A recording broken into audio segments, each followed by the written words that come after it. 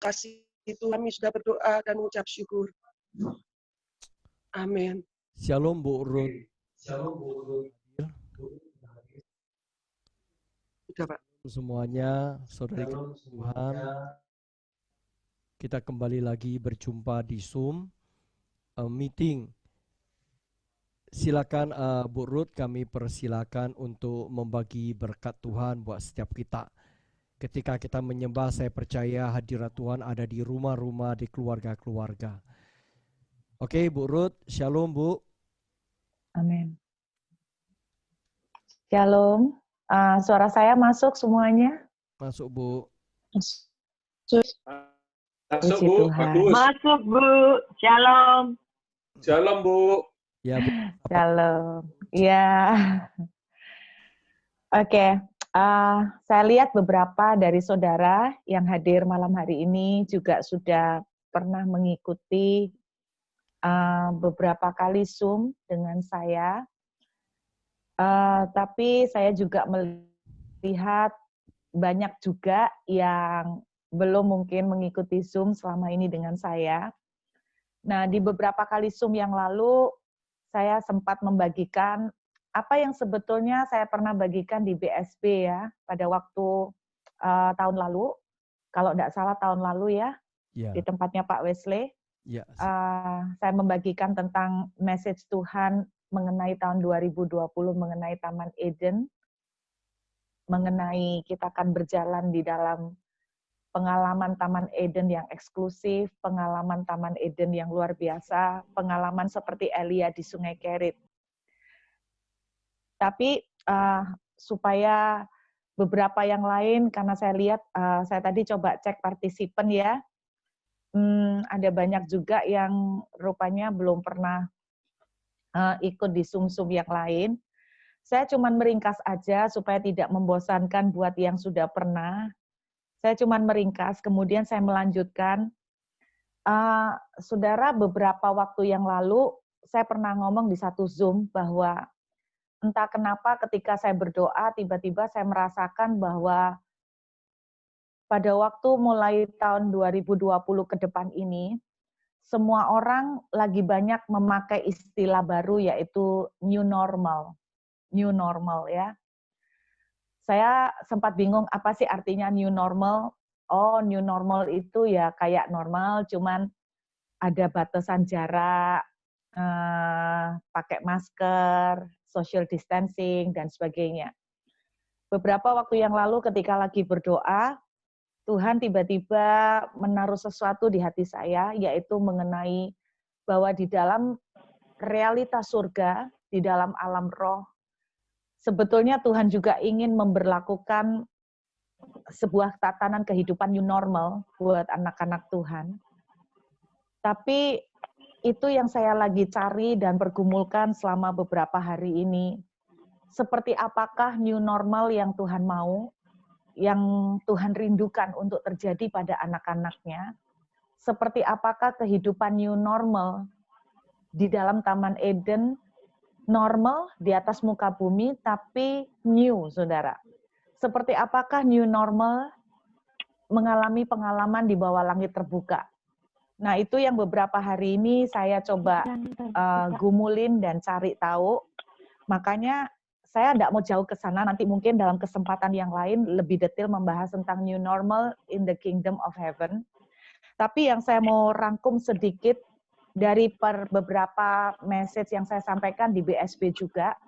Kalau teman-teman di BSB ingat pada waktu saya khotbah di gereja pada waktu lalu, saya menyampaikan bahwa tahun 2020 Tuhan akan membawa kita berjalan di dalam yang namanya pengalaman Taman Eden. Amin, saudara.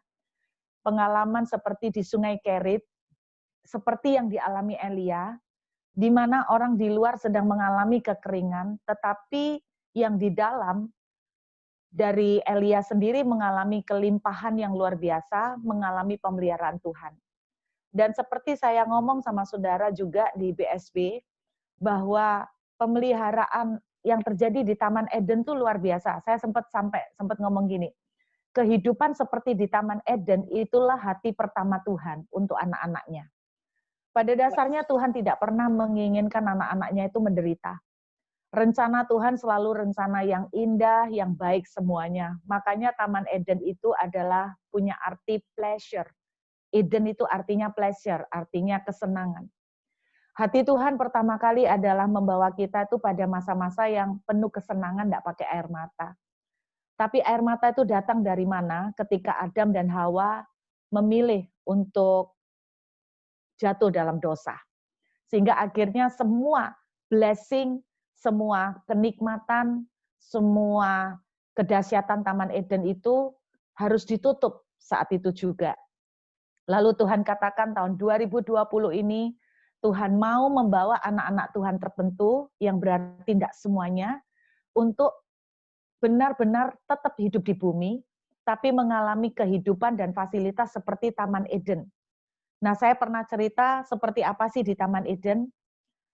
Kalau dibagikan, diceritakan, kadang-kadang orang bisa salah mengerti karena dipikir bahwa ini khotbah tentang mengenakkan daging. Tapi sebetulnya kalau kita tahu Taman Eden, waktu itu belum ada keguguran, waktu itu belum ada daun-daun kering, waktu itu tidak ada yang namanya kemandulan. Sehingga intinya Adam dan Hawa kerjanya ngapain? Mereka tidak mungkin membersihkan taman karena taman tidak pernah mengenal yang namanya kotor. Mereka tidak pernah membersihkan daun-daun kering karena tidak ada daun yang jatuh atau berguguran. Lalu apa kerjanya Adam di Taman Eden dan Hawa? Bercengkerama dengan Tuhan, menikmati, dia bekerja, tapi bekerjanya ya bentuknya seperti memberi nama binatang, memberi nama tanaman. Bahkan saya mendapatkan satu pencerahan bahwa salah satu bentuk kerjanya Adam dan Hawa di Taman Eden adalah cuman pakai mulut, yaitu artinya ngomong. Misalnya seperti ini, pohon mangga tumbuhlah 1 kilo, misalnya gitu. Tumbuhlah buah-buahan anggur warna ungu. Aku mau anggur yang merah. Rumput kamu segini, katanya gitu ya. Ada seorang teman yang mendapatkan pewahyuan seperti itu. Rumput kamu cukup tumbuh segini, pohon kamu cukup tumbuh segini, mungkin durian kamu tidak boleh ada durinya, mungkin kayak gitu ya saudara ya. Jadi istilahnya Adam itu kerjanya, kalau bahasanya orang Surabaya itu nggak pakai soro, itu kerjanya Adam, nggak pakai susah. Itu sebetulnya planning Tuhan dari awal untuk umatnya, untuk anaknya.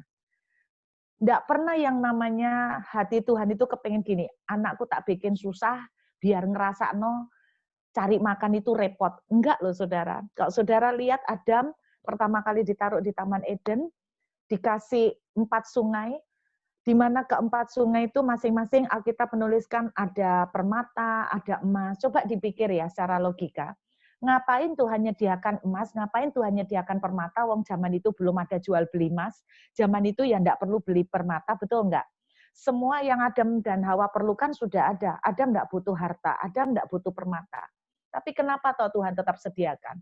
Karena saya percaya, itu loh hatinya seorang bapak, anaknya enggak butuh pun tetap disediakan semua. Lebay, bahasanya modern tuh lebay. Kalau Tuhan itu ngasih itu lebay, karena saking cintanya sama anaknya. Itu loh hati Tuhan pertama kali untuk anak-anak Tuhan. Nah, Tuhan katakan tahun 2020 akan terjadi masa sulit. Tapi saya tuh tidak pernah menyangka masa-masa sulit itu akan seperti ini, saudara.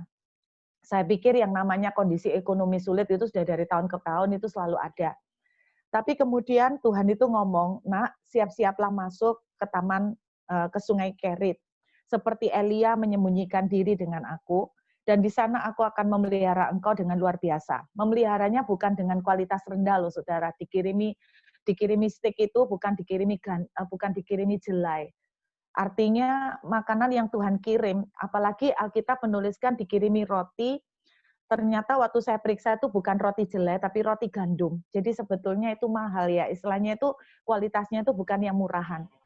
Nah, Tuhan itu bilang, nanti tahun 2020 kamu akan mulai masuk sungguh-sungguh ke dalam sungai Kerit, menyepi dengan aku, menyendiri dengan Tuhan, karena akan ada fase di mana yang lain luar akan kekeringan, tapi anak-anak Tuhan tertentu akan dibawa mengalami seperti di Taman Eden. Mereka tetap di bumi, bukan dibawa pulang ke surga. Karena Taman Eden itu ada di bumi, saudara. Tapi orang-orang ini akan dibukakan portal khusus, seperti dibukakan akses untuk mereka mengalami fasilitas Taman Eden. Saya berpikir bahwa Aku itu mau, Tuhan. saya berpikir itu Aku mau. to be true ya. Itu terlalu bagus untuk untuk terjadi. Tapi kemudian saya mulai melihat peneguhan demi peneguhan, dan akhirnya saudara, saya ceritakan di beberapa kali Zoom yang lain. Ada salah seorang anak rohani saya yang kebetulan juga ikut Zoom hari ini. Itu dia menceritakan, dia membagikan kepada saya satu broadcastan video. Intinya itu begini, ada seorang nabi yang pernah berkhotbah tahun 2012, intinya seperti itu. Dia khotbahnya itu, di dalam khotbahnya tahun 2012, dia menyampaikan sebuah nubuatan untuk tahun 2020. Jadi dia menyebutkan tahunnya mulai akhir 2019. Dia bilang mulai akhir 2019 kita akan seluruh dunia akan menghadapi masa yang namanya lembu kurus. Setelah lembu kurus dilanjutkan dengan lembu berdarah. Setelah lembu berdarah dilanjutkan dengan lembu sekarat. Setelah lembu sekarat dilanjutkan dengan lembu mati. Saudara, artinya tahu ya, nggak perlu diterjemahkan detail. Kalau dengar lembu kurus seperti zamannya Yusuf itu ya, Firaun, lembu kurus, lembu berdarah, lembu sekarat, lembu mati, ini berarti ya keadaan bakal sulit.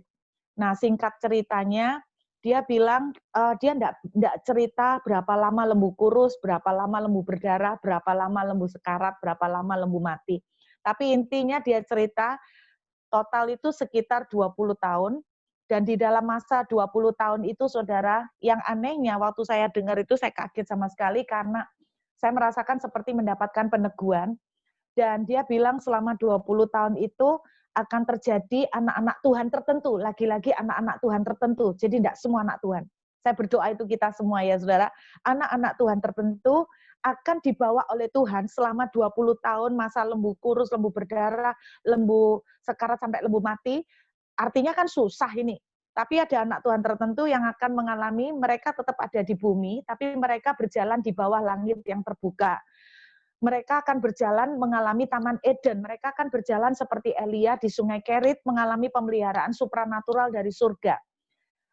Lalu dia memakai istilah open heaven atau langit terbuka. Saya waktu itu pernah ngomong tahun 2019 akhir bahwa tahun 2020 kita akan memasuki seperti Ulangan 28 ayat 10-11, di mana Tuhan bicara begini, aku akan membukakan langitku, harta di surga, have a treasure in the heaven, untuk memberikan engkau hujan bagi ladangmu, tepat pada waktu engkau memerlukannya. Jadi saya tuh bilang gini sama banyak teman pada waktu akhir tahun 2019, bahwa nanti tahun 2020 kita akan berjalan di bumi, tetap ada jalan di bumi, akan ada kekeringan, tapi anehnya kita akan mengalami seperti langit itu terbuka buat kita. Saudara, kalau tahu artinya langit terbuka, kan ada ilustrasi kalau doa itu buntu, tidak dijawab, kita bilang langit itu seperti dari tembaga ya. Kali kalau langit terbuka, saudara bisa bayangkan blessing, begitu gampang, pertolongan dan penyediaan Tuhan. Saya sampai ngomong pakai istilah begini, akan terjadi tahun 2020 adalah heaven on earth. Surga turun ke bumi, dan itu bukan ke semua orang, tapi anak-anak Tuhan tertentu. Itu saya merangkum, saya juga sempat bagikan ini di BSB, saudara. Nah, kemudian itu yang akan terjadi. Nah, beberapa kali diskusi sama teman-teman, sama anak rohani, saya juga mendengar kabar yang sebetulnya kurang enak, makin dengar makin sumpek ya, saudara ya. Ada yang memprediksikan bahwa nanti tahun ini atau tahun depan itu akan bisa terjadi perang antara Amerika dan Cina dan sebagainya. Terus antikris akan mulai muncul kembali. Kemudian saudara, tahun lalu waktu saya ke Israel, kami membedah kitab Daniel. Kami juga mulai menghitung 7 masa yang ada ditulis di dalam kitab Daniel, 7 masa. Dan itu waktu dihitung-hitung dari penanggalan bahasa aslinya, itu dihitung dari tanggal ketika orang Israel keluar dari Mesir, kalau dihitung-hitung, maka masa tribulasi atau masa kesusahan besar akan terjadi sekitar tahun 2034. Itu kira-kira. Tidak ada yang tahu persis. Tapi kalau 2034 itu benar-benar masa kesukaran besar, saudara, berarti kan benar dalam kurun waktu 20 tahun ini tambah lama tambah meningkat kesusahannya dari masa lembu kurus sampai lembu mati, saudara. Terus kemudian ada badan geologi juga memberitakan bahwa kutub itu diperkirakan akan mencair sekitar tahun 2030-an. Nah, kalau kutub itu mencair tahun 2030-an, itu akan ngefek ke seluruh cuaca di seluruh dunia. Terus juga akan terjadi banyak sekali bencana, akan terjadi banyak sekali gempa bumi, bencana alam. Nah, kalau dihitung-hitung, waduh kok tahun ini kok podo-podo kabeh ya, sekitar itu ya, sekitar 15 tahun lagi sampai 20 tahun lagi kok bakalan sukar gitu loh. Nah, lepas dari nubuatan itu benar atau enggak, saya selalu menyarankan teman-teman, ada baiknya kita tuh mempersiapkan yang terbaik untuk kemungkinan yang terburuk. Amin, saudara. Kalau kita sudah mempersiapkan diri, ternyata yang terburuk itu enggak terjadi, ya puji Tuhan. Betul enggak? Kita sudah siap. Tapi kalau terjadi pun, kita sudah siap. Karena kita berjalan di bawah langit yang terbuka. Amin, saudara. Nah, berbicara tentang langit terbuka, saya ternyata menemukan ada beberapa macam open heaven di Alkitab. Dan saya mulai dibukain Tuhan, new normal yang Tuhan mau di dalam kingdom of heaven itu kayak apa. Nah, itu mungkin next time ya. Tapi yang saya mau bahas sekarang, saya mau tunjukkan kepada saudara tentang satu rumah yang Tuhan suka banget tinggalin. Dan Alkitab menuliskan Tuhan mau tinggal di situ sampai selama-lamanya. Saya ajak saudara untuk melihat Mazmur 78. Kita akan lihat dari Mazmur 78. Kemudian nanti saya akan tunjukin saudara sedikit tentang new normal ya. Mazmur pasal 78. Kita lihat ayat yang Mazmur 78, sebetulnya kita akan lihat dari ayat-ayat awal, tapi kita akan lompat di ayat yang ke-60 dari Mazmur 78. Saya coba pelan-pelan ya saudara, karena malam ini kita membuka ayat cukup banyak. Saya percaya teman-teman BSP siap ya, karena teman-teman BSP suka belajar firman ya. Mazmur 78 ayat yang ke-60. Ia membuang kediamannya di Silo, kemah yang didiaminya di antara manusia. Nah, saya mau ceritakan sama saudara, dalam sejarah sejak dahulu, sejak dari zaman Taman Eden, sebetulnya Tuhan itu kepengen banget tinggal di tengah umatnya. Makanya salah satu kegiatan yang paling agenda utama di Taman Eden sebetulnya adalah Tuhan suka jalan-jalan di taman, kongko-kongko, chatting, bercanda dengan Adam dan Hawa. Sebetulnya itu kegiatan utama Tuhan ya. Jadi dari dulu Tuhan tuh selalu ingin tinggal di tengah-tengah umatnya. Nah, bicara tentang bentuk fisik rumahnya Tuhan di muka bumi, itu pertama kali terjadi adalah setelah Musa menerima turun dari Gunung Sinai dan Musa menerima 2 loh dan menerima 10 perintah Allah. Nah, di dalam Keluaran 40, Keluaran pasal 40, kalau saudara lihat ayat 1, itulah pertama kalinya bentuk fisik Tuhan itu diam di tengah umatnya, yaitu di padang gurun Sinai, di Keluaran 40, saudara. Itu istilahnya gini, itu rumah pertamanya Tuhan ya di bumi. Sebetulnya rumah pertama banget itu Taman Eden, tapi kemudian setelah jatuh dalam dosa, Tuhan close itu Taman Eden, dan benar-benar Tuhan tinggal lagi sama umatnya, itu di padang gurun Sinai, yaitu di Keluaran 40 ayat 1. Setelah itu, saudara, disitulah Musa pertama kali mendirikan tabernakel yang dikenal dengan nama Tabernakel Musa. Bait suci yang pertama kali yang dibagi menjadi ruang kudus, ruang maha kudus, halaman ya. Tapi bentuknya beda, jadi saudara pasti sudah pernah lihat tabernakel Musa. Nah itu kemudian pertama kali adalah di padang gurun Sinai. Setelah itu saudara, berkali-kali selama padang gurun itu bongkar pasang. Jadi padang rumah di Sinai itu akhirnya bongkar pasang, pindah, nanti mengikuti tiang awan, pindah lagi bongkar, nanti berhenti mana, pasang lagi. Terus kayak gitu, sampai akhirnya mereka menetap di kota yang namanya Silo. Kapan mereka menetap? Ketika Yosua berhasil membawa orang Israel masuk ke Kanaan. Jadi sebelum mereka masuk ke Kanaan itu bongkar pasang terus. Nah, terakhir persis sebelum masuk ke Kanaan itu ada satu daerah namanya Sitim. Jadi kebetulan semua ya. Jadi dari padang gurun Sinai bongkar pasang terus sampai ke sebelum masuk Kanaan yaitu di Sitim. Namanya di Sitim. Itu sekitar 20 tahunan, Saudara. Setelah itu dari Sitim mereka bongkar lagi, Yosua mimpin masuk ke tanah perjanjian ke Kanaan, dan disitulah pertama kali menetap lagi dalam Yosua 18 ayat 1. Saudara bisa temukan rumah Tuhan yang kedua, itu Yosua pasal 18 ayat yang pertama.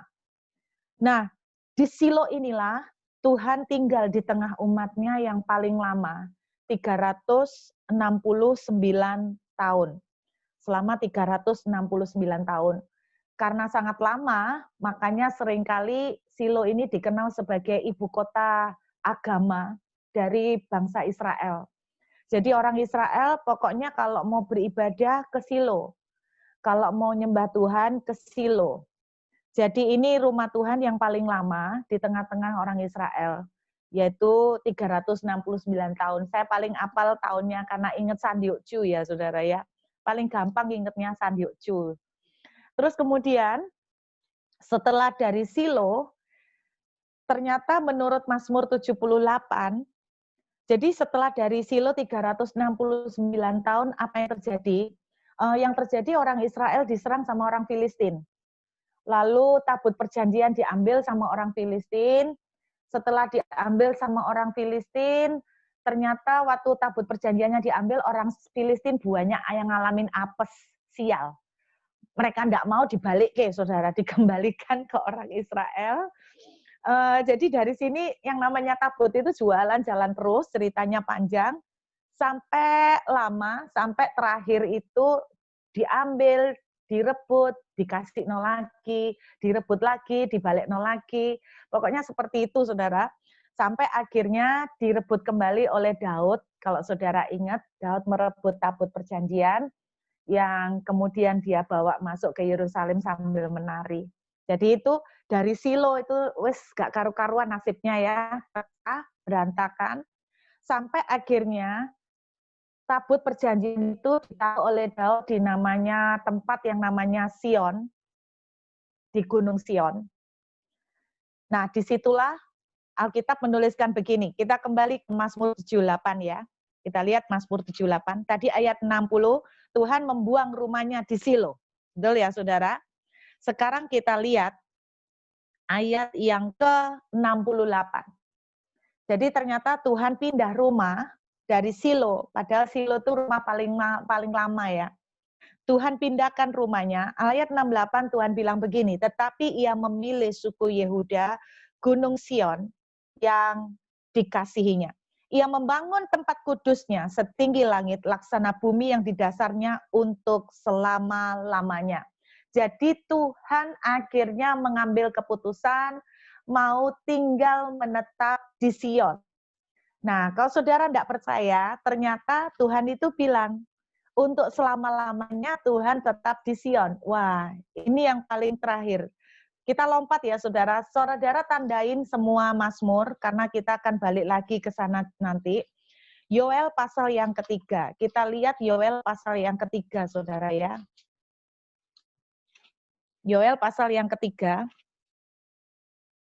Ayat 21, lihat. Kalimat terakhir, saudara. Yoel pasal ketiga, ayat 21.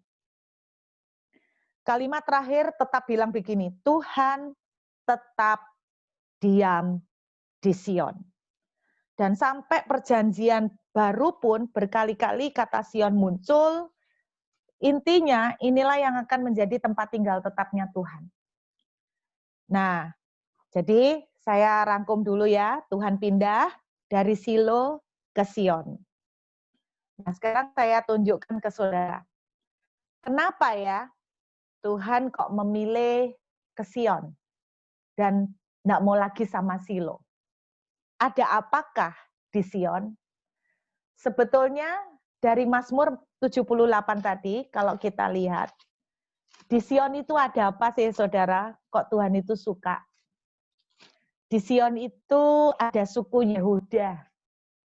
Jadi suku Yehuda itu, siapakah orang yang dari suku Yehuda? Daud, saudara. Kenapa Tuhan suka di Sion? Karena di Sion itu, kalau boleh saya bilang, ada pondok Daud, saudara. Ada pondok Daud. Saudara tahu pondok Daud itu bentuknya sepele, cuman tabut, sama Daud dikerukupin tenda. Tapi Alkitab menuliskan, Tuhan itu bukan tertarik pada bentuk fisiknya. Tuhan tidak tertarik pada gedungnya. Tuhan itu tidak tertarik pada bentuk fisik pelayanan kita, saudara. Tapi kenapa Tuhan tertarik kepada Gunung Sion? Karena ada pondok Daud di sana. Dan bukan karena pondoknya. Karena ada seorang Daud. Itu yang lebih tepat menjadi alasan kenapa Tuhan suka banget tinggal di Sion. Kenapa Tuhan kok seneng banget sama Daud? Sederhana, saudara. Di Sion itulah pertama kali terjadi revival, transformasi atau reformasi besar-besaran dari pujian penyembahan. Kalau di Silo, mereka mengikuti liturgi agamawi, mulai dari halaman, ruang kudus, ruang maha kudus. Tapi kalau di Sion, pondok Daud, tidak ada ruangan itu, saudara, karena cuma di bawah terop. Jadi tidak ada ruangan kudus, ruang maha kudus, tidak ada halaman. Cuman satu tok. Ya ada tabut, yang lainnya tempat terbuka. Tapi kenapa Tuhan tertarik di situ? Jelas Tuhan tidak tertarik dengan bentuk fisiknya, tapi ada something yang spesial dari Daud yang membuat hati Tuhan tertarik. Apa itu, saudara? Cuman sederhana, yaitu hatinya Daud itu loh, yang bikin Tuhan kesengsem. Di kitab Yehezkiel, ketika Tuhan berbicara tentang nubuatan, tulang-tulang kering akan dibangkitkan, kitab Yehezkiel ditulis 400 tahun setelah Daud mati. Tapi kenapa Tuhan lagi-lagi bilang bahwa Tuhan itu akan menaruh seorang Daud menjadi pemimpin? Apa yang dimaksud sama Tuhan? Apakah Daud akan dibangkitkan? Bukan. Tapi Tuhan katakan, ketika hati seorang Daud itu muncul, nah itu loh yang Tuhan rindukan.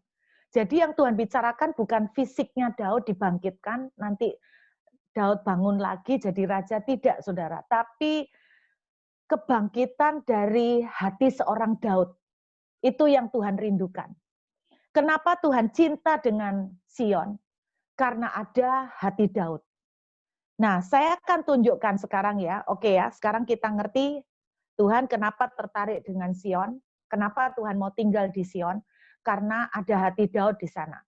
Hati Daud itu seperti apa? Saudara sudah banyak yang hafal tentang hati Daud. Ketika dia ditegur oleh Nabi Nathan, berzinah kamu ngambil istrinya orang. Itu dia ditegur bukan empat mata, tapi di depan banyak orang.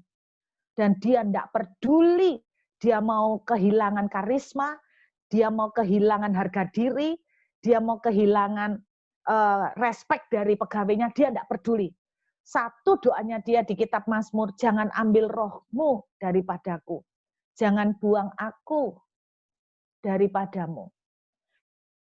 Ketika Tuhan menemukan hati saudara dan saya, sampai begitu menghargai dan membutuhkan Tuhan lebih dari segala kebutuhan Anda yang lain, disitulah hati seorang Daud sedang muncul di dalam hidup saudara. Saudara jangan main-main. ketika hati Daud itu muncul, kebangkitan apakah yang akan terjadi? Saya tunjukkan pada saudara open heaven ya. Saya tunjukkan di mana open heaven-nya. Serem saudara. Saya tunjukkan Mazmur 78. Kita lihat kembali saudara. Mazmur 78.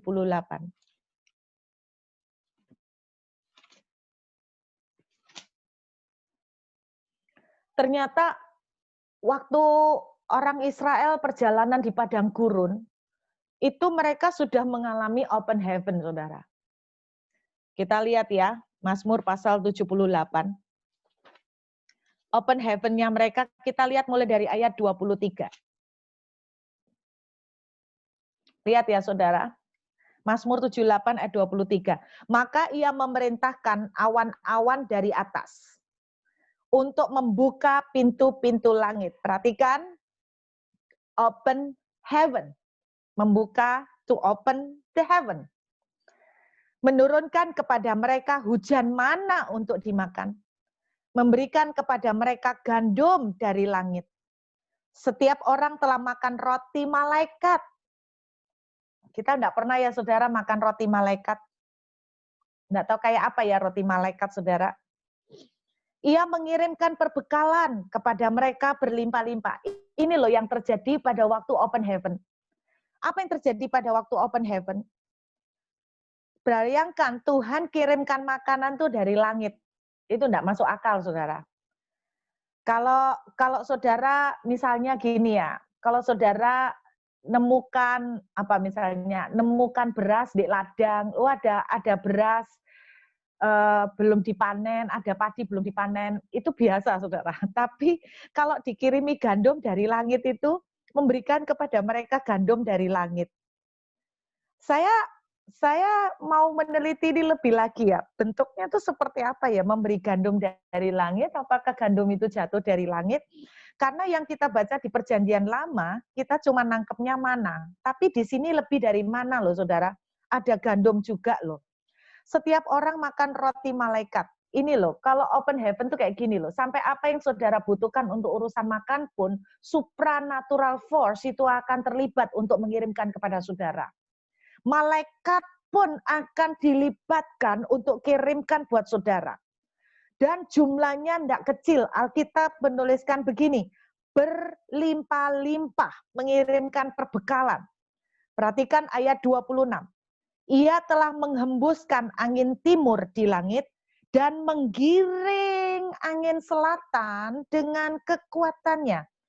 Saya nangkepnya gini, berarti angin itu harusnya ke arah angin selatan, tapi sama Tuhan digiring ke arah yang berlawanan.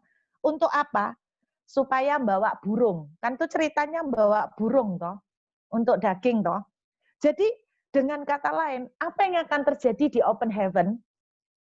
Tuhan juga akan menundukkan hukum alam sekalipun, nature sekalipun, untuk memberikan persediaan berlimpah-limpah buat saudara dan saya.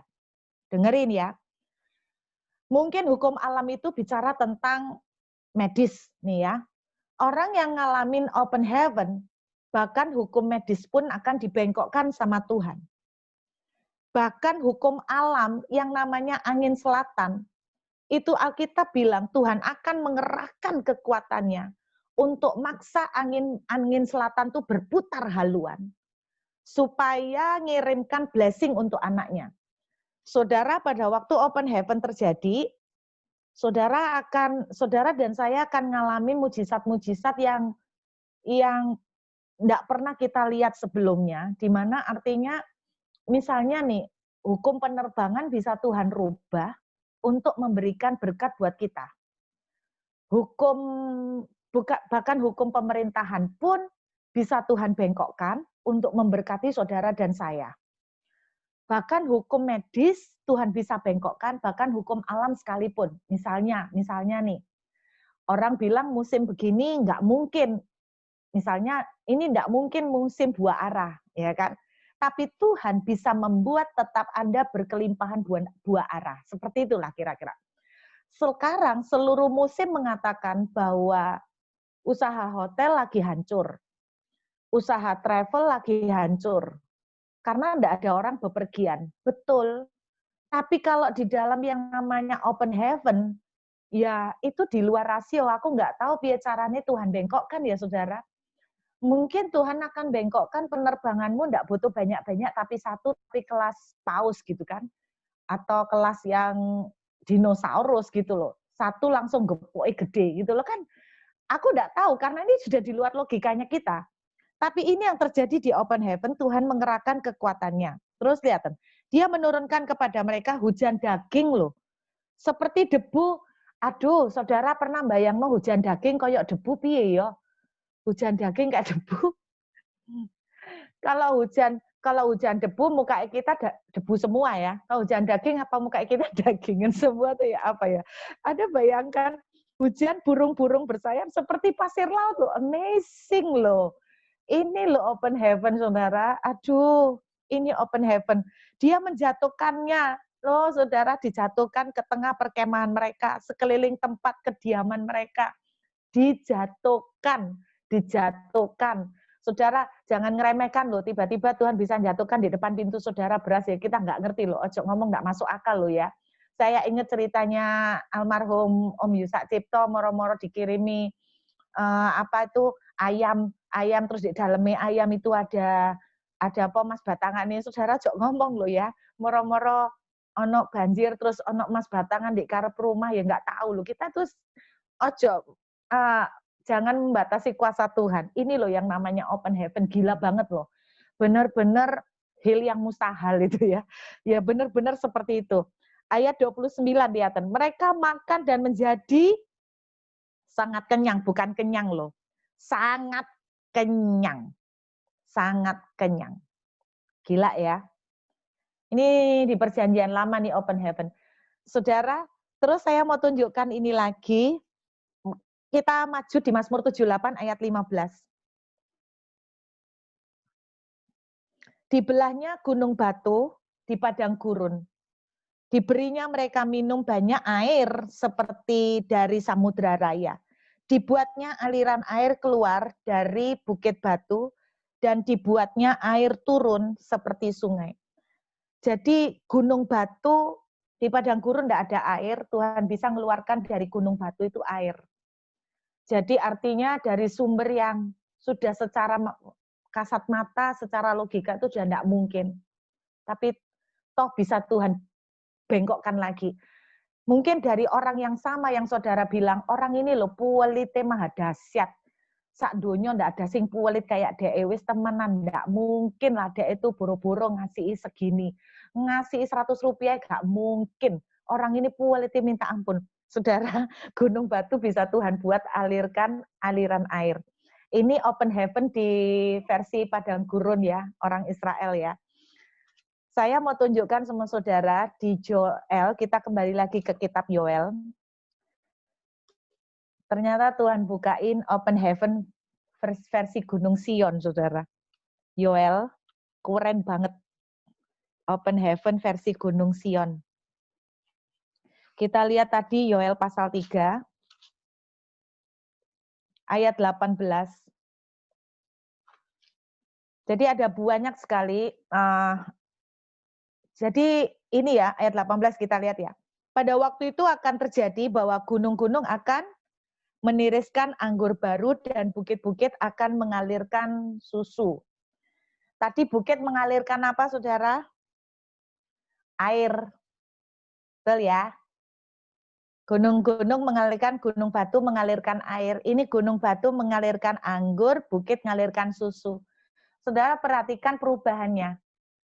Perubahannya bukan cuman di jumlah, tapi perubahannya dalam kualitas. Tadi air, ini susu loh, susu. Ini susu sama anggur. Wah, amazing nih saudara. Jadi mungkin saudara bilang, itu loh orang pelit maha dahsyat. Nggak karu-karuan, nggak mungkin orang ini bisa memberi. Ternyata saudara diberi bukan cuma 1-2 juta, tapi sampai nggak masuk akal. Nah, ini intinya tuh contohnya tuh kayak gitu, saudara ya. Dan mata air akan terbit dan segala sungai Yehuda akan mengalirkan air. Jadi gila ya, segala sungai yang ada akan mengalirkan air. Jadi di sini terjadi peningkatan kualitas, kemudian terjadi segala sungai Yehuda akan mengalirkan air. Artinya tidak ada yang tidak menghasilkan. Jadi segala area yang kita punya, segala area aset yang kita punya akan dibuat Tuhan menghasilkan. Lalu mata air akan terbit dari rumah Tuhan. Wow, jadi mata airnya di dalam rumah Tuhan dewek loh saudara, itu akan terbit mata air yang tidak pernah habis dan akan membasahi sampai ke lembah Sitim. Saudara, lembah Sitim itu ingat ya, Sitim itu tadi tempatnya rumah Tuhan sebelum pindah ke mana?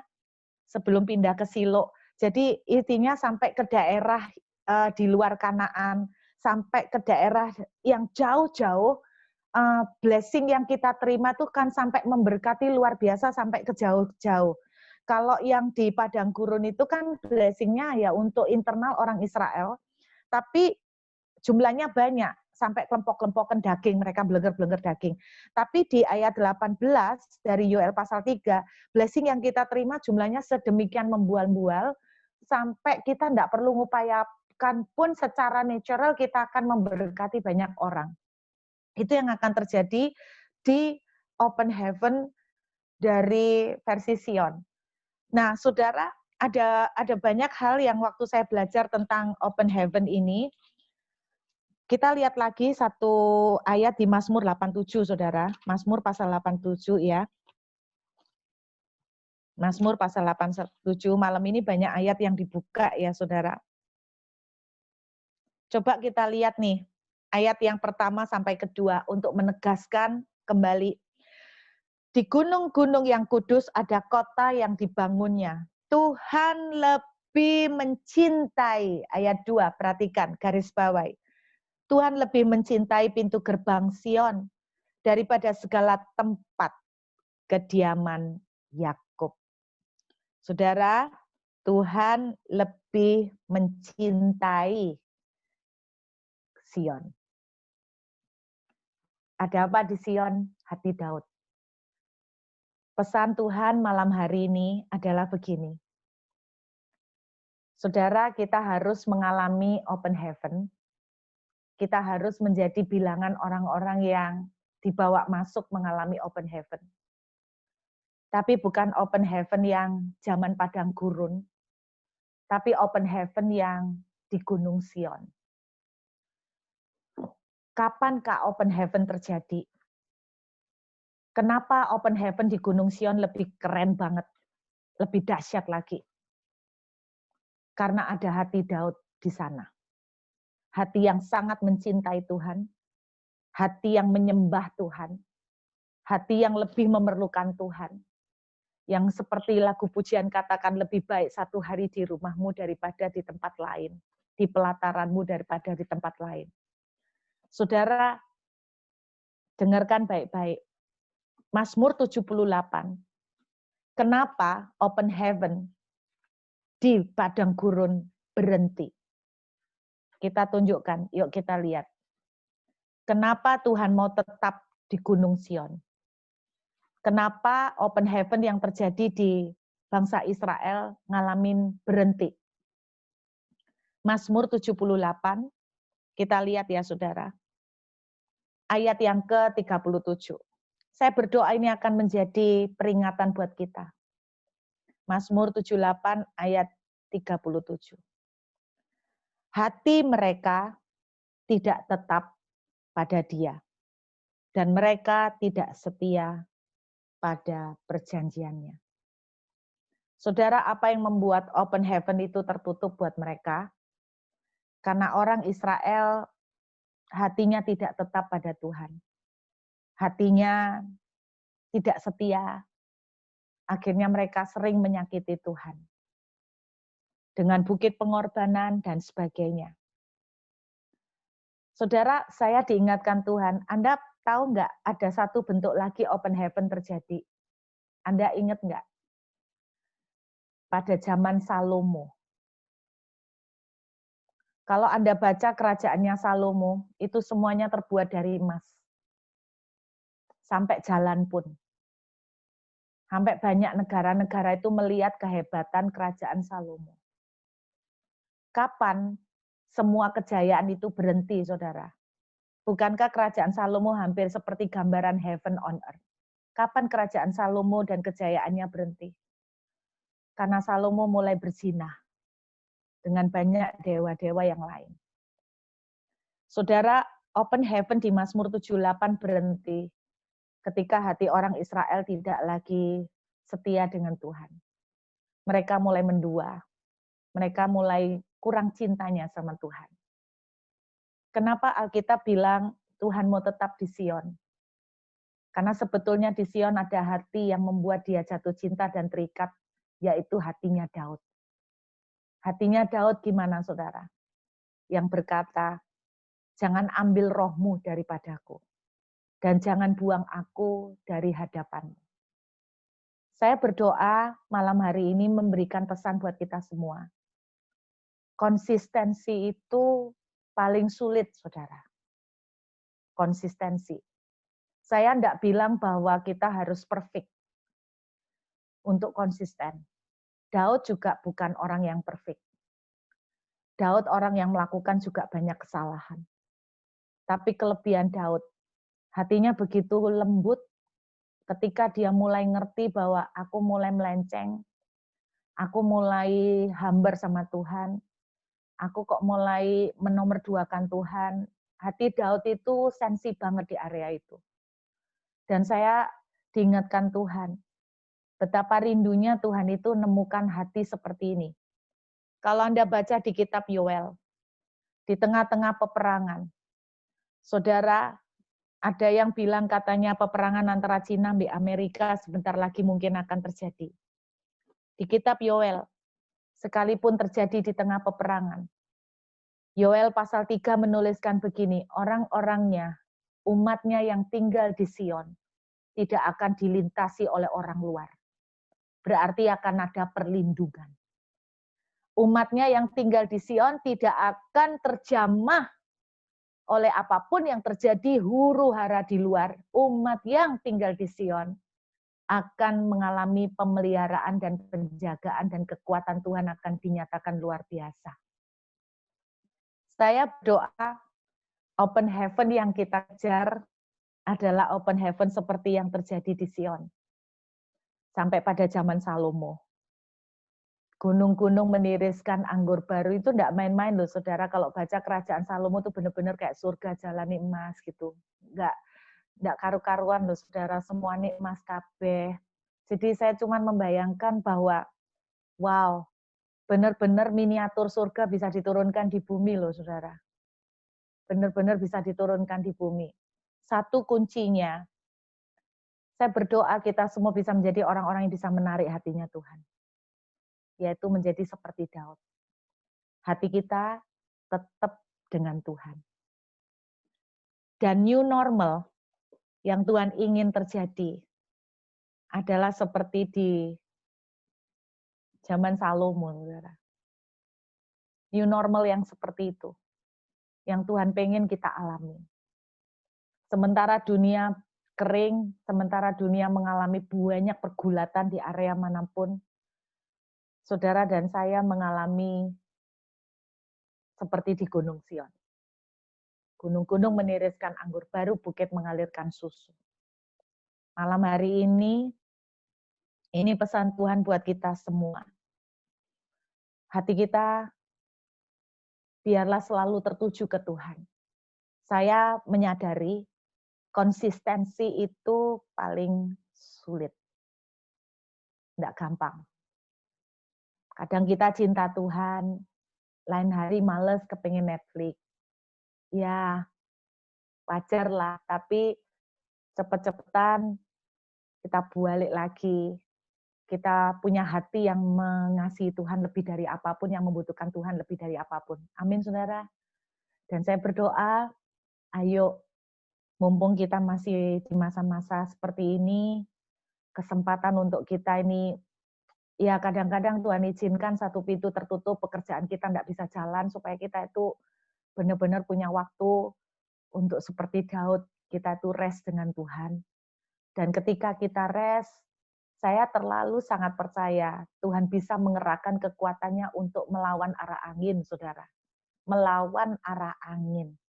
Kalau arah angin ekonomi ke sana, Tuhan akan melawannya untuk mengirimkan hujan burung-burung seperti debu pasir. Saya tidak pernah membayangkan itu. Tuhan bisa lakukan itu buat kita semua. Amin, saudara. Saya berdoa, tangkap ini, tangkap. Satu message Tuhan yang kuat malam hari ini, Tuhan serius mau bawa kita ke open heaven, seperti yang di versi Gunung Sion. Dan itulah new normal yang sebetulnya Tuhan mau lakukan ke kita. Seperti apakah di area pekerjaan, nah nanti mungkin next time. Tapi itu gambaran bocoran sedikitnya. New normal yang Tuhan inginkan adalah bukan new normal yang sampai kayak orang ngalamin kesusahan dan sebagainya, tapi new normal yang segala sungai yang kita punya pun akan dibuat mengalirkan air. Bahkan di dalam tempat tinggal kita pun sudah ada mata air. Sudah ada mata air terus keluar mengalir untuk saudara dan saya. Itu yang saya rindukan terjadi buat kita semua. Sampai kita tidak perlu ngomong pun orang akan melihat ada aliran air itu keluar dan kita menjadi berkat. Dan Tuhan akan membuat perbedaan yang sangat mencolok di antara kita dengan orang-orang luar. Amin, saudara. Tangkap ini, tangkap message ini, konsistensi, the heart of David, hati seperti Daud, hati seperti Daud. Bikin Tuhan itu tetap tinggal diam di Sion. Yang membuat Tuhan pengen tetap diam di Sion, karena ada hati Daud. Tuhan ketok pintu hati kita malam hari ini. Dan barang siapa membuka, dia akan masuk dan duduk makan. Saya berdoa, Tuhan bukan cuma masuk, duduk makan, setelah itu pamit pulang. Saya berdoa dia betah, tinggal duduk makan sampai malam, sampai akhirnya Tuhan bilang gini, aku tak tinggal sini aja ya, aku tak nginep sini ya, aku di sini, aku senang di sini. Saudara, saya pernah membahas di beberapa waktu yang lalu, salah satu arti kata worship adalah membuat Tuhan itu merasa home, at home. Salah satu arti kata worship itu membuat Tuhan tuh feel at home, saudara. Saya pernah cerita begini, saya bangun pagi jam 3, berdoa sampai jam 4. Karena apa? Terus terang karena apa? Karena aku ini malu, pendeta kok gak bisa doa pagi. Gitu loh, saudara. Aku tuh izin. Bolak-balik pendeta tuh khotbah, ayo tidak kesanggup berjaga-jaga, bangun pagi, seperti teladannya Tuhan Yesus. Nah, aku ini malu, karena jujur, aku ini gak bisa bangun pagi.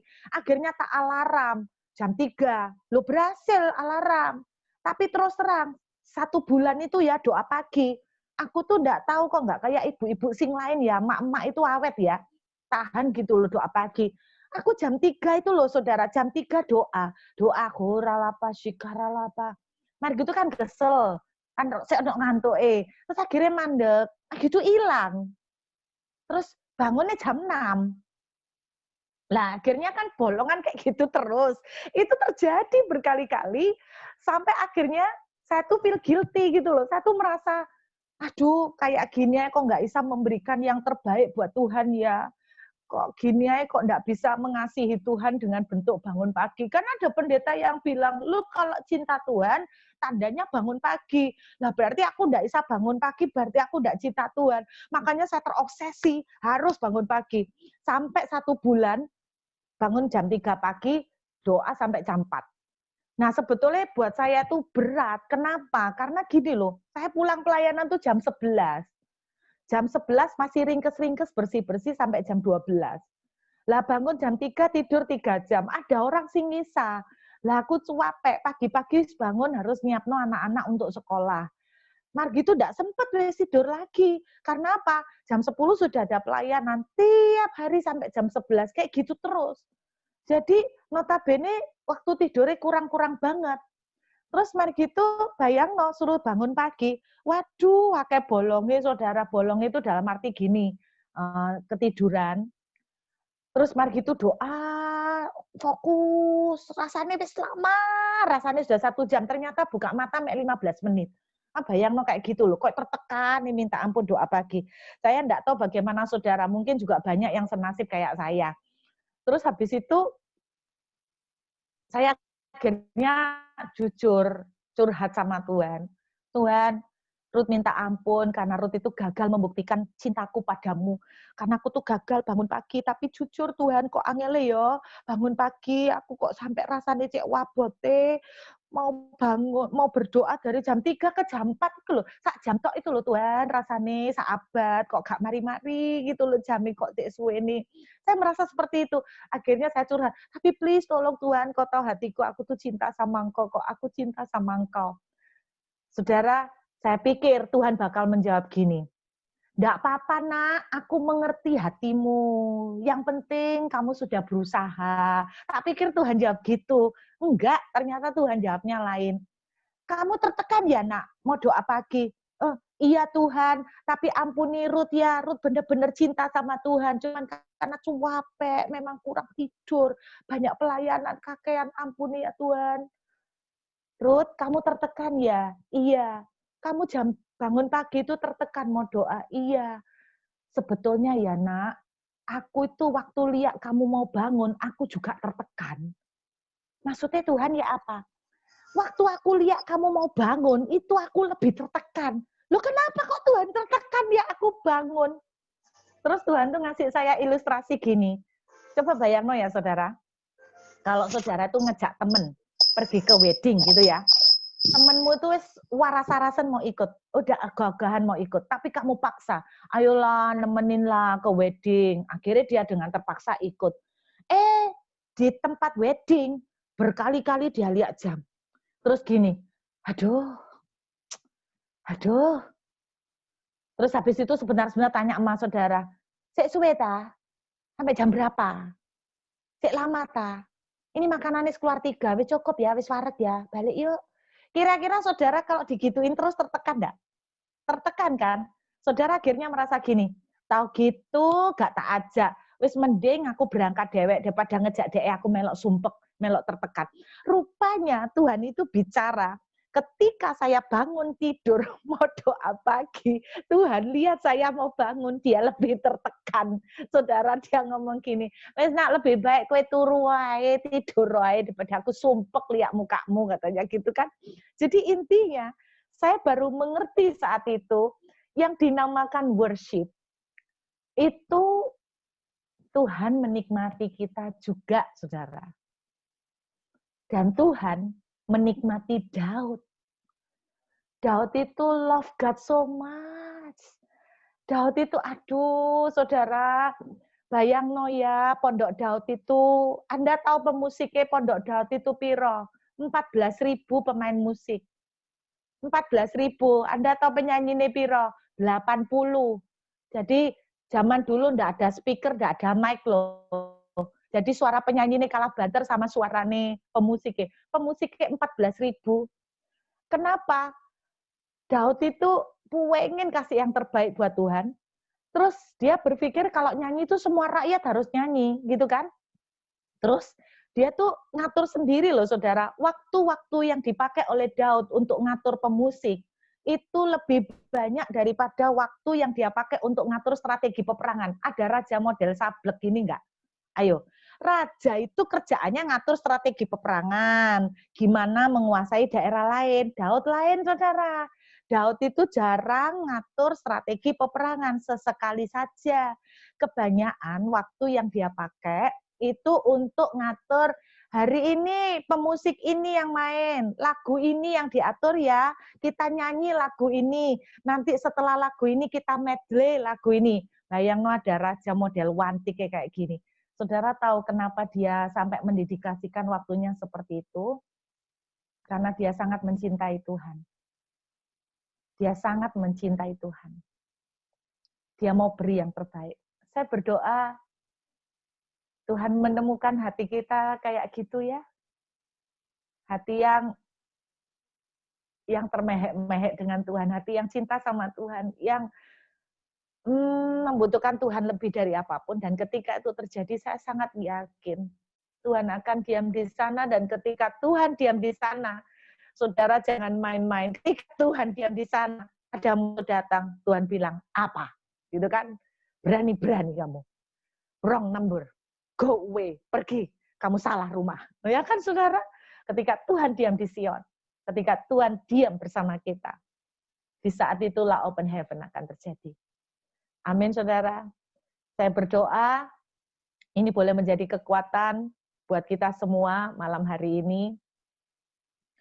Ada beberapa orang yang chat, nggak tahu ini, mungkin nanti ya ada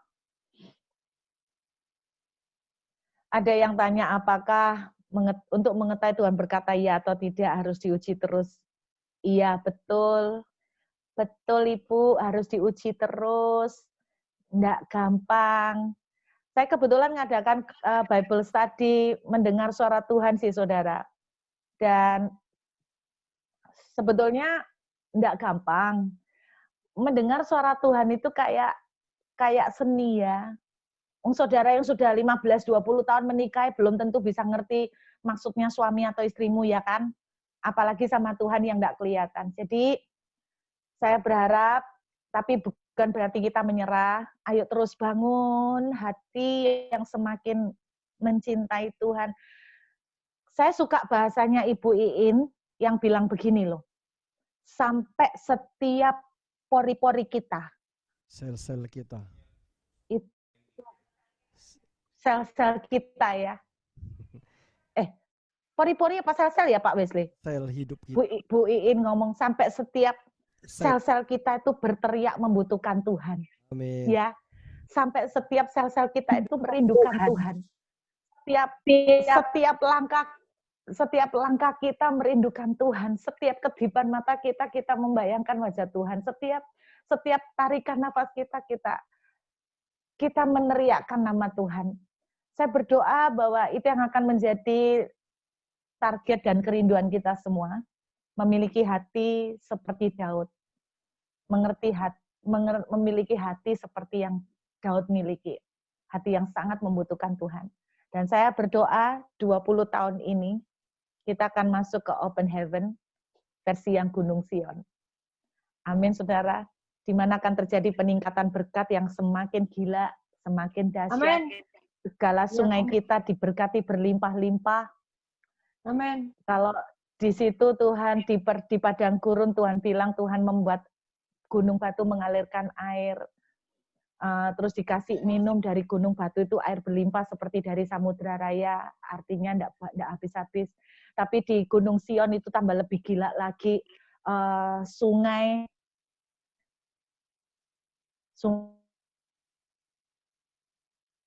terus mengalirkan plus mata air susu. Saya berdoa itu yang menjadi doa kita. Kita siap menghadapi segala kondisi saat ini. Jangan menyerah. Saya tahu konsistensi tidak gampang. Tapi untuk konsistensi tidak membutuhkan perfect. Tidak membutuhkan saudara dan saya harus jadi orang yang perfect tanpa dosa. Enggak. Tapi konsistensi memerlukan hati yang rendah hati, yang lemah lembut untuk mau bangkit kembali. Kita lakukan lagi, bangkit lagi. Ketika mulai hambar, kita bangkit lagi. Ketika mulai suam-suam, kita mulai bangkit lagi, saudara. Saya berdoa, Tuhan melihat segala hati kita, dan Tuhan tahu kita merindukan Dia lebih. Sampai kita juga berkata, jangan ambil rohmu daripadaku, dan jangan buang aku dari hadapanmu. Amin. Ayo kita berdoa sebentar, saudara. Saya ajak kita berdoa. Bapak, aku berdoa, memintakan blessing-mu, Tuhan.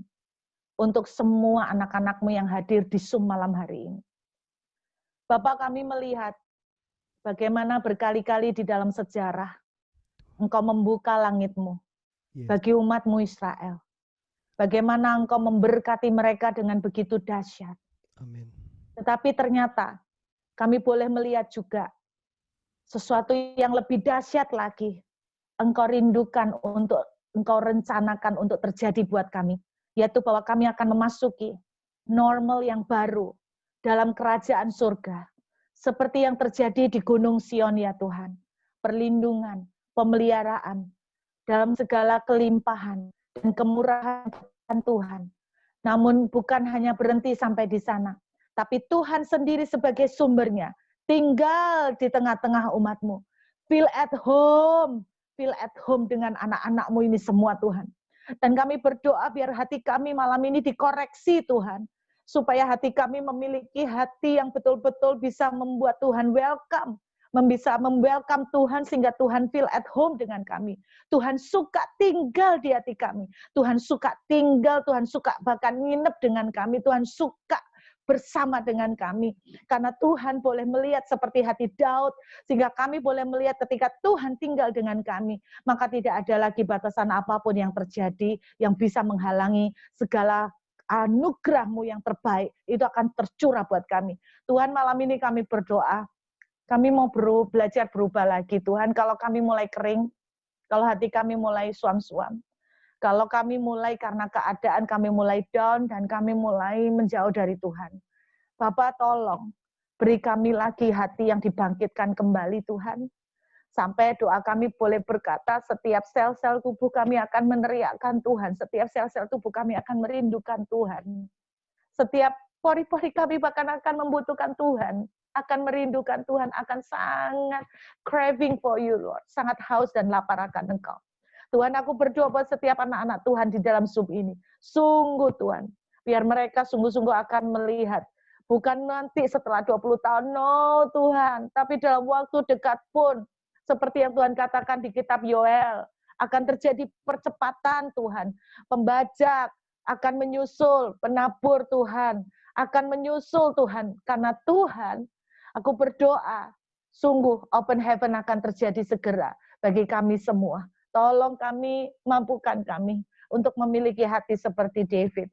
The heart of worship, the heart of David, Lord, ada di dalam hati kami. Terima kasih Bapa, dan aku berdoa revival akan terjadi, bukan revival secara ekonomi, tapi revival in our spirit, revival in our heart.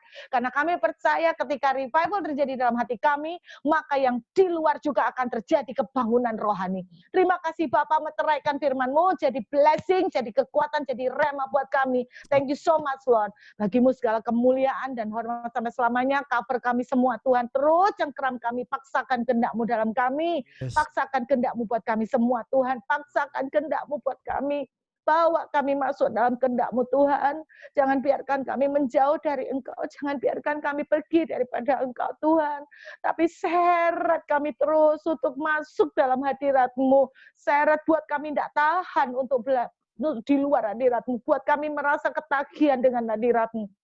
Sampai setiap kami, sel kami itu akan seperti orang yang addicted dengan hadirat-Mu Tuhan. Addicted dengan hadirat-Mu Tuhan.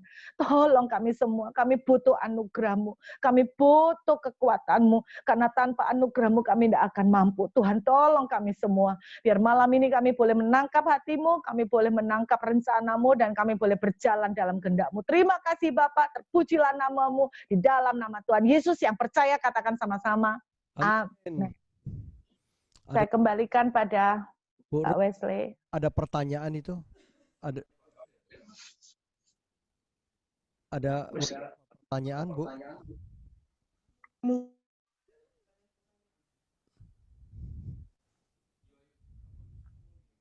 Yang mana, Pak?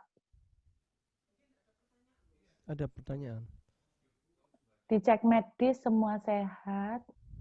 Mungkin banyak pikiran di bawah alam sadarnya. Bagaimana supaya bisa membantu dia dimerdekakan oleh firman Tuhan sehingga tidak kurus kering? Saya cuma ingat ayat ini ya, Bu. Iman timbul dari pendengaran akan firman ya. Iman timbul dari pendengaran akan firman. Mungkin ya, Bu, coba terus, istilahnya gini, doping terus dengan setel dengan khotbah atau pujian penyembahan.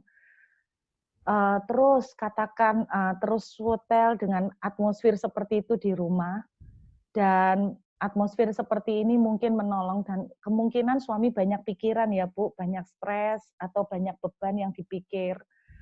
Jadi mungkin ini cara yang saya ingat sih, firman Tuhan bilang, iman timbul dari pendengaran akan firman.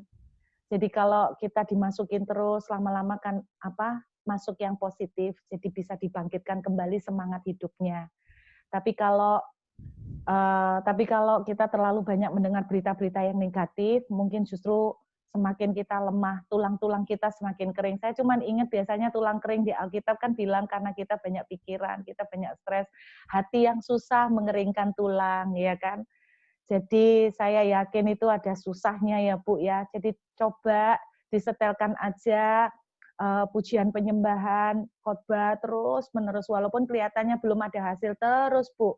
Saya tetap percaya pasti ada efeknya. Gitu ya. Oke. Itu ya Pak Wesley. Yes. Itu satu aja. Oke, Bu Ruth, nanti kita minta Bu Ruth untuk blessing ya. Terakhirnya, Iya. saya sedikit tambahan saudara-saudara yang kasih Tuhan, malam ini sungguh kita dikenyangkan. Saya percaya apa yang Bu Ruth sampaikan tahun 2019 akhir kalau nggak salah ya di BSP, Bu Ruth dapat Tuhan tahun-tahun ini dan ke depan Tuhan akan membawa saudara-saudara yang punya hati yang tetap kepada Tuhan itu, yang disukai Tuhan dan menyukakan hati Tuhan, itu akan dibawa ke tamannya Tuhan. Ya, itu namanya Taman Eden atau taman apalah, pokoknya taman kesukaan Tuhan. Kita akan dibawa sana. Kalau kita bersama Tuhan, tidak akan khawatir tentang apapun juga, pemeliharaan Tuhan itu sempurna. Saudara, saya ingat bahwa di Mazmur 84 di situ ada Mazmur Bani Korah. Di situ sepanjang saudara baca tahu Mazmur 84 dari ayat 1 sampai terakhir. Itu sungguh apa yang disampaikan hambanya Bu Ruth malam ini. Bahwa betapa disenangi tempat kediaman-Mu ya Tuhan semesta alam. Jiwaku hancur itu atau jiwaku begitu rindu karena merindukan perhatian Tuhan. Orang yang sangat rindu. Apapun juga dia pegang Tuhan, mau tinggal di dalam dekapan pelukan Tuhan. Dikatakan hatiku dan dagingku bersorak-sorai karena Tuhan yang hidup. Dia katakan juga burung pipit aja mendapat sebuah rumah. Burung-burung layang-layang juga dapat sarang, dapat menaruh anak-anaknya. Tapi Tuhan itu punya sebuah mezbah. Nah, itu mezbah dari raja segala raja. Dia menunggu saudara saya. Berbahagialah orang yang diam di rumahmu, katanya, yang terus menerus memuji-muji engkau, Selah. Berbahagialah manusia yang kekuatannya di dalam engkau, yang berhasrat mengadakan ziarah. Itu adalah manusia yang mengandalkan hidupnya kepada Tuhan saja. Fokus hidupnya kepada Tuhan. Ayat 7 perhatikan ya, di Mazmur 84 ayat 7 sangat bagus. Saudara saya terus dalam keadaan situasi apapun juga, Tuhan jamin. Makin lama makin kuat. Betul? Kita tidak akan jadi lesu, kita jadi penat. Hendak menghadap apa? Kalau hati saudara saya punya kerinduan menghadap kepada Sion. Dikatakan di ayat 9, lihatlah perisai kami ya Allah, pandanglah wajah orang yang kau urapi. Nah, jadi kembali ke hati kita. Ayat 10 saya percaya saudara udah ngelontok lah. Sebab lebih baik 1 hari di pelataranmu daripada 1000 hari di tempat lain. Lebih baik berdiri di ambang pintu rumah Allahku daripada diam di kemah-kemah orang fasik. Saya percaya seperti Daud. Senantiasa siang dan malam dia berbaring dengan kecapinya, menyembah, memuji, menyukakan hati Tuhan. Ayat 11, sebab Tuhan Allah adalah matahari dan perisai, kasih dan kemuliaan ia berikan. Ia tidak menahan kebaikan dari orang yang hidup tidak bercela. Ya, saudara saya tetap akan menikmati taman Edennya Tuhan. Taman Tuhan yang menyediakan yang terbaik buat saudara saya. Ya, saya kira itu Bu Ruth, terima kasih banyak. Mungkin saudara sama-sama Pak Wesley. Pak Senton saya lihat loh. Tidak ada ya. Saya kira itu sebentar ini masih ada yang masuk. Saya akan tutupkan membuat saudara lihat. Ya, sebentar ya saudara ya.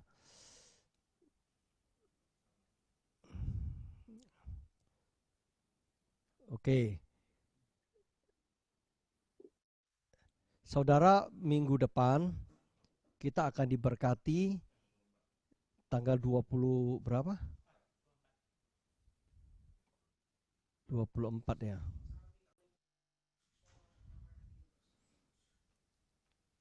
Oke, 24 kita ada Hengki Kusworo.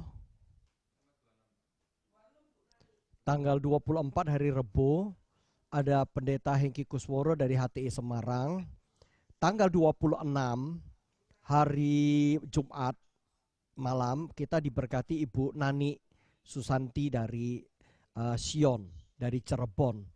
Terus Rebu depannya 1 Juli kita ada Luther Dias. Ada ya kelihatannya Pak Sinta ya. Luther Dias dari Makassar. Setelah itu kita diberkati berikutnya oleh Pak Victor Daud Farad Nimela. Saudara, di tengah-tengah ini mungkin nanti ada hamba Tuhan yang akan masuk. Silakan saudara ikutin di grup. Saudara yang belum di grup silakan. Saudara kalau ada tergerak untuk berikan persembahan silakan catat nomor rekeningnya. Kita ini Yayasan Bahtera Surya Baru. Kita akan memberkati hamba Tuhan, juga memberkati saudara-saudara yang menikmati berkat Tuhan. Saya kira itu aja. Kembali lagi saya serahkan ke Bu Ruth untuk doa blessing buat kita Ibu Ruth. Terima kasih banyak Ibu sudah menjadi berkat buat kita. Silakan Bu. Ya. Mari saudara kita angkat tangan sama-sama. Bapak, malam hari ini satu yang kami rindu untuk minta dari Tuhan.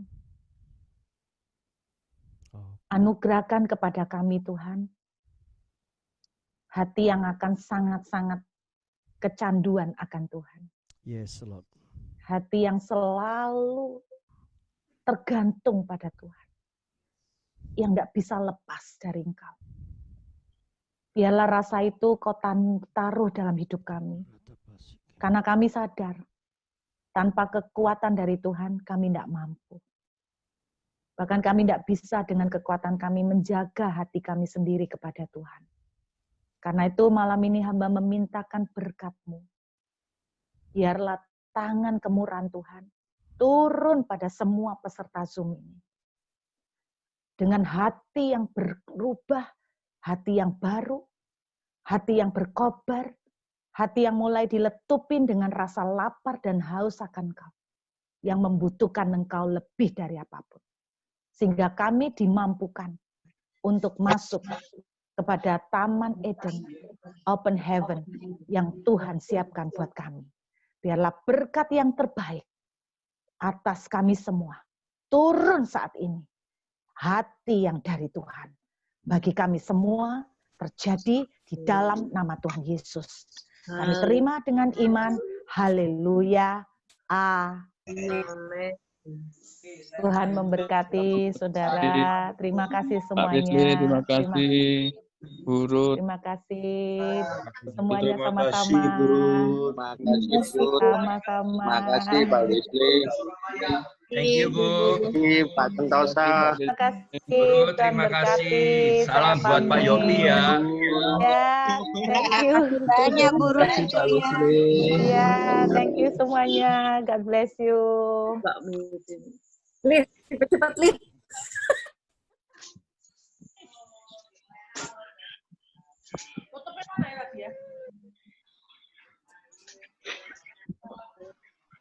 Hilang kabeh. Makanan. Foto tuh. Jadi itu kadang.